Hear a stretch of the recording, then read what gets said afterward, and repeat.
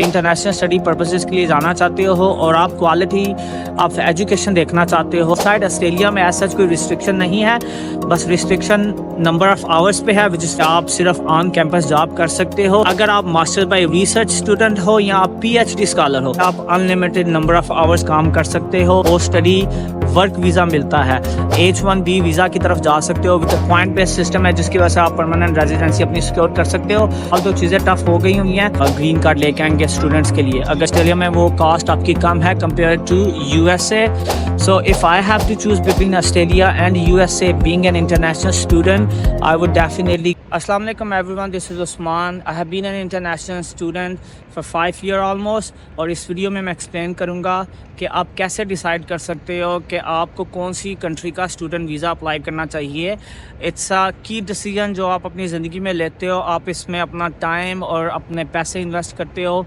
So definitely जब आप ये डिसीजन ले रहे होते हो तो आपको ये डिसीजन लेते वक्त तमाम एस्पेक्ट्स को देखना चाहिए। आपको ये देखना चाहिए कि जब मैं स्टूडेंट वीज़ा अप्लाई करूँगा किसी भी कंट्री का, तो उसके क्या इम्पैक्ट होंगे मेरे आने वाले सालों के ऊपर। सो इसलिए ये एक की डिसीजन होता है जो आपको अपनी ज़िंदगी में लेना होता है। सो इस डिसीजन को लेने से पहले आपको ठीक ठाक तरीके से इसके ऊपर होमवर्क करना चाहिए। सो इस वीडियो में मैं एक्सप्लेन करूँगा कि वो कौन सी चीज़ें हैं जिनको आपको कंसिडर करना चाहिए before you apply for a student visa.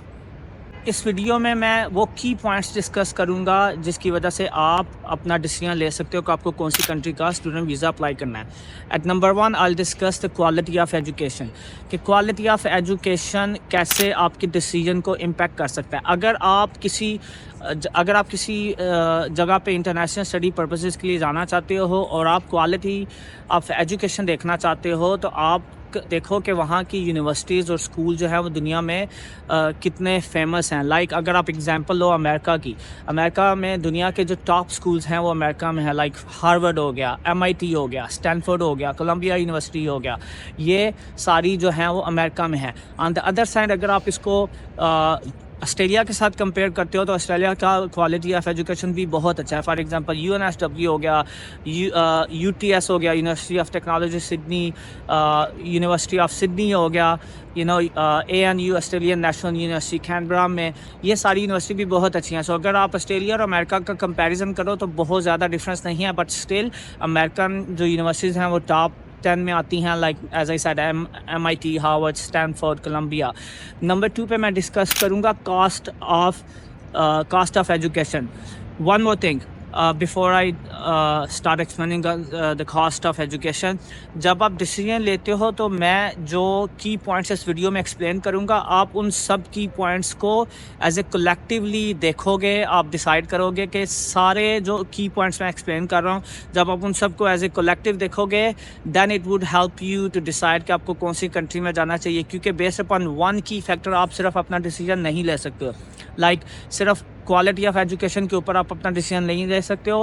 When I will explain the cost of education then you would understand कि मैं क्या कहना चाह रहा हूँ। सो अगर आपने देखा है कि क्वालिटी ऑफ एजुकेशन में अमेरिका और ऑस्ट्रेलिया का आपने कंपैरिजन किया है, एंड देन आपने देखा है कि अमेरिका की जो यूनिवर्सिटीज़ हैं वो टॉप रेटेड है, but on the other hand अगर आप उन यूनिवर्सिटी में जाना चाहते हो दे आर हाईली एक्सपेंसिव।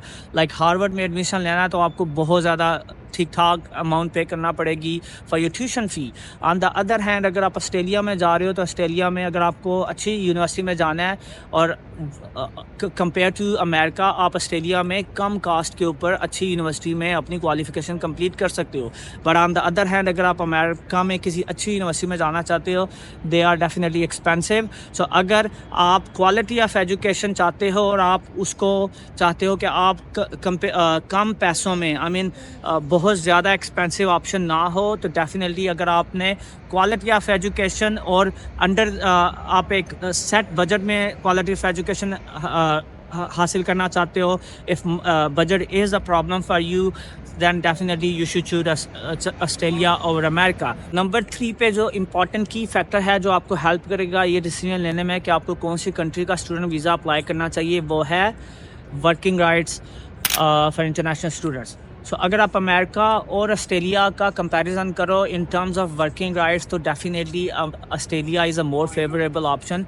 क्योंकि ऑस्ट्रेलिया में ये है कि स्टूडेंट्स जब आप अपनी क्वालिफ़िकेशन ले रहे होते हो, जब आप अपनी आप डिग्री में एनरोल्ड होते हो, तो आप बीइंग एन इंटरनेशनल स्टूडेंट आप 48 आवर्स 2 हफ्तों में काम कर सकते हो, which is fortnightly. So her every fortnightly आप अप टू 48 आवर्स, जो उन्होंने कैप रखी हुई है, आप 40 से 48 आवर्स के दरमियान आप वहाँ पे काम कर सकते हो। But on the other hand America में आप 20 आवर्स पर वीक काम कर सकते हो, बट वो ऑन कैंपस है। मतलब आप जिस यूनिवर्सिटी या स्कूल में जॉब कर रहे हो, आप उस कैंपस में ही रह के आप अप टू 20 आवर्स आप जॉब कर सकते हो। But on the other side Australia में ऐसा कोई रिस्ट्रिक्शन नहीं है, बस रिस्ट्रिक्शन नंबर ऑफ़ आवर्स पे है, विच इज़ 40 to 48 आवर्स। आप वो काम कर सकते हो और वो आपकी मर्ज़ी है। आप जहाँ पे भी किसी भी कंपनी, आप किसी रिटेल स्टोर पे जॉब करना चाहते हो, आप किसी ऑफिस में जॉब करना चाहते हो, आप जिस भी जगह पे जॉब करना चाहते हो, आप वहाँ पे जॉब कर सकते हो। लेकिन on the other side America में ये रिस्ट्रिक्शन है कि आप सिर्फ ऑन कैंपस जॉब कर सकते हो। इन स्पेशल केसेस आप आउटसाइड द कैंपस जॉब कर सकते हो, लेकिन उसके लिए आपको कैंपस से परमिशन चाहिए होती है। और वहाँ पे भी रिस्ट्रिक्शन ये है कि वो जो वर्क है आपका, वो डायरेक्टली लिंक्ड होना चाहिए, जो आप जिस फील्ड पे आप स्टडी कर रहे हो उस फील्ड से वो रिलेटेड होना चाहिए directly. On the other side Australia में ऐसा कोई रिस्ट्रिक्शन नहीं है। सिंपली आप अप टू 48 आवर्स या 40 आवर्स फोर्टनाइटली 2 हफ्तों का आप काम कर सकते हो। आप किसी भी जगह पे काम कर सकते हो, या आपकी चॉइस है, उस पर कोई रिस्ट्रिक्शन नहीं है। और दूसरा एक और जो सबसे बड़ा प्लस पॉइंट ऑस्ट्रेलिया में है, वो ये है कि अगर आप मास्टर बाय रिसर्च स्टूडेंट हो या आप पीएचडी स्कॉलर हो, तो आपके जो वर्किंग आवर्स हैं उस पर कोई रिस्ट्रिक्शंस नहीं है, विच मीन्स कि आप अनलिमिटेड नंबर ऑफ़ आवर्स काम कर सकते हो, एज़ लॉन्ग एज़ आप अपनी जो स्टूडेंट वीज़ा की रिक्वायरमेंट्स हैं आप उसको ब्रीच नहीं कर रहे हो। आप अपने वीज़ा की जो कंडीशंस है, अगर आप उसको फुलफ़िल कर रहे हो, आप उसको ब्रीच नहीं कर रहे हो, तो there is no restrictions on working rights, अगर आप पीएचडी या मास्टर बाय रिसर्च के स्टूडेंट हो। एक सबसे अच्छी जो बात ऑस्ट्रेलिया में ये है कि जब आप ग्रेजुएट हो जाते हो, तो आपको ग्रेजुएशन के बाद पोस्ट स्टडी वर्क वीज़ा मिलता है, विच इज़ अगर आप बैचलर्स के स्टूडेंट हो और आपने ग्रेजुएट किया, तो वो 2 साल up to 18 months I think, वो अप टू 18 मंथ्स आप किसी भी कंपनी में काम कर सकते हो। अनलिमिटेड नंबर ऑफ़ आवर्स आप काम कर सकते हो आफ्टर यू ग्रेजुएट। और ऑन द अदर साइड अगर आप पीएचडी स्कॉलर हो और अगर आप पीएचडी से ग्रेजुएट हुए हो, तो जो टेम्प्रेरी वर्क वीज़ा आपको मिलता है वो 2 से 3 साल का होता है। आई थिंक यूजली 3 साल का होता है। But on the other side America में ये है कि जब आप ग्रेजुएट होते हो, तो आप H1B वीज़ा की तरफ जा सकते हो, विच इज़ कम्प्लेक्स। वो इजी अवेलेबल ऑप्शन नहीं है सबके लिए। In one of my previous video I have already explain. So H1B visa के is an employed sponsored visa. उसके लिए आपको एम्प्लॉयर ढूंढना पड़ता है, he agrees to sponsor you. उसका लंबा चौड़ा प्रोसेस है, ईजी नहीं है, बहुत ज़्यादा कॉम्प्लेक्स है। अगर आप अमेरिका और ऑस्ट्रेलिया का कंपैरिजन करो वर्क वीज़ा के लिहाज से, तो Australia is definitely preferable option, क्योंकि ऑस्ट्रेलिया के जो पोस्ट स्टडी वर्क वीज़ा है वो ज़्यादा अट्रैक्टिव ऑप्शन है compare to what USA offers. Number 4th की पॉइंट है जो आपको हेल्प करता है डिसीजन लेने के लिए कि आपको कौन सी कंट्री का स्टूडेंट वीज़ा अप्लाई करना चाहिए, वो है pathway to PR।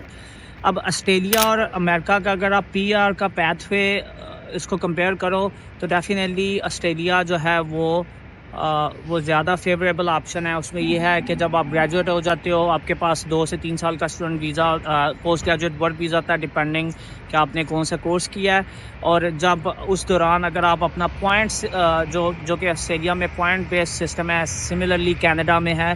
So Australia और कनाडा को यू कैन क्लब टुगेदर। आप अगर कंपैरिजन कर रहे हो अमेरिका के साथ, तो ऑस्ट्रेलिया में भी पॉइंट बेस्ड परमानेंट रेजिडेंस का जो पैथवे है, मतलब पॉइंट बेस्ड सिस्टम है, जिसकी वजह से आप परमानेंट रेजिडेंसी अपनी सिक्योर कर सकते हो। ऑस्ट्रेलिया में जो परमानेंट रेजिडेंसी का सिस्टम है वो बड़ा स्ट्रेट फॉरवर्ड है, वहाँ पे पॉइंट बेस्ड सिस्टम है। ऑल दो चीज़ें टफ हो गई हुई हैं, बट स्टिल अगर आप इसको अमेरिका के साथ कंपैरिजन करते हो, तो स्टिल ऑस्ट्रेलिया एक ज़्यादा फेवरेबल ऑप्शन है आज की तारीख तक इन terms of securing your permanent residency, क्योंकि अमेरिका में वही ऑप्शन है कि आपको H1B वीज़ा पे जाना पड़ता है, दैन एम्प्लॉयर के साथ आपको नंबर ऑफ़ ईयर्स रहना पड़ता है, एंड देन फिर उसके बाद आप ग्रीन कार्ड की तरफ जाते हो, जो कि बहुत ज़्यादा लंबा चौड़ा प्रोसेस है। ऑन द अदर साइड, अगर आप ऑस्ट्रेलिया से ग्रेजुएट हुए हो, आप अपने पॉइंट्स पूरे करते हो अपनी एजुकेशन के, अपने लैंग्वेज प्रोफिशेंसी के, वर्क एक्सपीरियंस के, अपनी एज के, ये सारे पॉइंट्स जब आप पूरे कर लेते हो तो उसके बाद आप अपने परमानेंट रेजिडेंसी की तरफ जा सकते हो। सो वो एक ज़्यादा फेवरेबल ऑप्शन है compare to what USA offers to the students after they graduate from US universities or colleges, until and unless जो करंट एडमिनिस्ट्रेशन है उन्होंने जो प्रपोज़ किया था एक प्लान कि वो ग्रीन कार्ड लेके आएंगे स्टूडेंट्स के लिए। अगर USA में ऐसा कोई सिस्टम आ जाता है then things will definitely change. और जो last but not the least, number 5th की पॉइंट है या जो फैक्टर है जो हेल्प कर सकता है आपको डिसाइड करने में कि आपको कौन सी कंट्री का स्टूडेंट वीज़ा अप्लाई करना चाहिए, वो है लिविंग कॉस्ट या लाइफस्टाइल। अगर मैं ऑस्ट्रेलिया और अमेरिका को कंपेयर करूं स्टूडेंट पर्सपेक्टिव से, इंटरनेशनल स्टूडेंट पर्सपेक्टिव से, तो I would definitely go for Australia, क्योंकि ऑस्ट्रेलिया में जो लिविंग कास्ट है वो कंपेयर टू USA कम है। वहाँ पे वेज रेट भी ऑस्ट्रेलिया में अच्छा है कंपेयर टू USA।